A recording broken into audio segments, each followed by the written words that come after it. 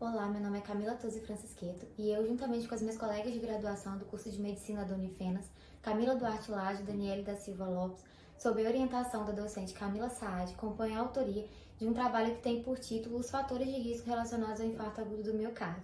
Desde já, eu quero levar os meus cumprimentos e também os das minhas colegas a todos que assistirem essa apresentação e, de modo especial, a coordenação do primeiro GEOMEC e a banca avaliadora. Bom, e por que falar sobre esses fatores de risco? Os números mostram que as doenças cardiovasculares, no geral, são a principal causa de morte e uma das principais causas de internação. E entre essas doenças está o infarto agudo do miocárdio, que é uma patologia muito expressiva nas causas de morbidade e mortalidade. Ela é fruto de um déficit de oxigênio no miocárdio, seguido de necrose e morte tecidual.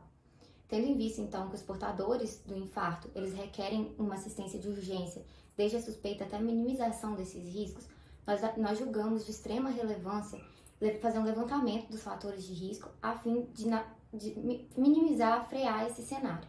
E na intenção de fazer esse levantamento, nós objetivamos um estudo de revisão narrativa que pudesse filtrar dentre os vários fatores de risco relacionados ao infarto agudo do miocárdio, aqueles que mais se destacam e mais possuem relação com ele. Bom, a nossa metodologia levou em conta análise de artigos publicados em sites eletrônicos como Cielo, PubMed, Lilacs, além de livros de patologia, principalmente aqueles mais relacionados ao infarto agudo do miocárdio. Esse levantamento ele foi realizado entre os meses de fevereiro e abril de 2020. Nossos critérios de seleção, eles levaram em conta os anos de publicação entre 2001 e 2019, um período mais extenso porque nós queríamos que essa comparação ela fosse mais fiel possível. Também levamos em conta os fatores de risco que mais se repetiam e também aqueles trabalhos que falavam dos fatores de risco em sua totalidade. Foram selecionados, no total, 105 bibliografias, das quais foram 8 artigos e 2 livros. Nossa discussão ela não se ateve apenas ao levantamento de fatores de risco. Por quê? Entender a fisiopatologia por trás do infarto ela é muito importante na hora de entender melhor esses fatores. Como eu já havia dito, ele é fruto de um déficit de oxigênio do sistema circulatório para o miocárdio. E normalmente ele procede uma aterosclerose, que seria um endurecimento ou obstrução de artérias importantes como a artéria coronária. Essa obstrução ela pode ser fruto de um acúmulo de cálcio, de placa de gordura, de plaqueta, de fibrinogênio, sendo que tudo isso pode estar relacionado a hábitos de vida e se tornar fatores de risco, por exemplo. Sobre esses fatores de risco, os nossos estudos chegaram a classificá-los entre modificáveis e não modificáveis.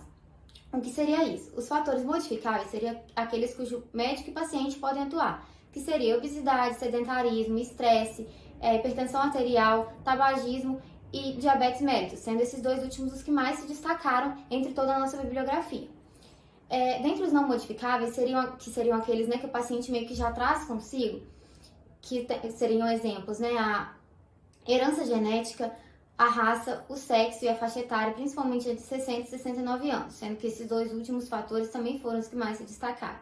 Claro que vão existir aí outros possíveis fatores, que seriam ingestão excessiva de bebida alcoólica, uso de contraceptivo oral, fibrinogênio aumentado, só que nada disso possui uma elucidação, uma comprovação. Então, o nosso estudo ele se ateve àquilo que mais se repetia, que mais aparecia nos nossos estudos, porque querendo ou não, eles sempre vão ter uma diferença, uma contrariedade entre eles, porque eles levam em conta regiões diferentes.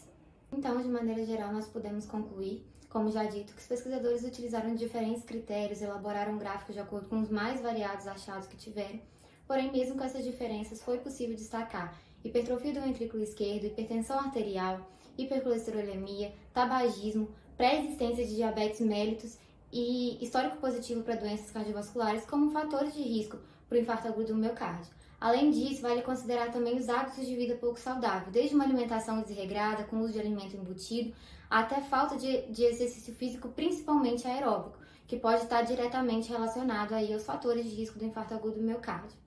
Bom, cabe a gente salientar aqui ainda algo que ao longo do estudo nós muito observamos, que foi essa diferença entre os estudos, o que pode ser explicado principalmente pela disparidade entre o metabolismo de um indivíduo e outro. Como a gente sabe, a biologia ela é única de cada indivíduo, de cada ser humano, então é muito difícil a gente querer generalizar de acordo com culturas e hábitos de vida tão diferentes.